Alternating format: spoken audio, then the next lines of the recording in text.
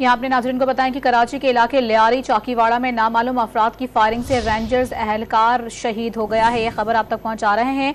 कराची का इलाका है लियारी चाकीवाड़ा में नामालूम अफराद की फायरिंग से रेंजर्स एहलकार शहीद हो गया है। मजीद जानते हैं डॉन न्यूज़ के नुमाइंदे बिलाल खान से। बिलाल, बताएगा क्या मालूमात है इस वाक़े की आपके पास?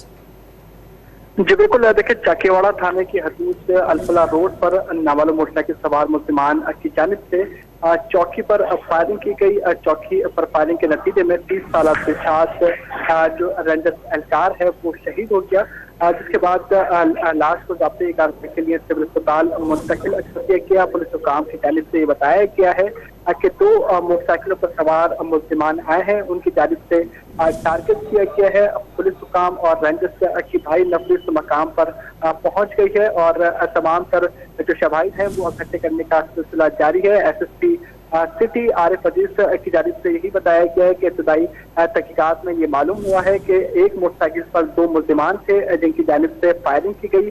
जो रेंजर्स एहलकार था वो चौकी के बाहर मौजूद था, जिसके सर पर कराची के इलाका लियारी चाकीवाड़ा में फायरिंग का वाक़या पेश आया जहां रेंजर्स एहलकार शहीद हुआ। मैं आगाह कर रहे थे बिलाल खान, बहुत शुक्रिया आपका।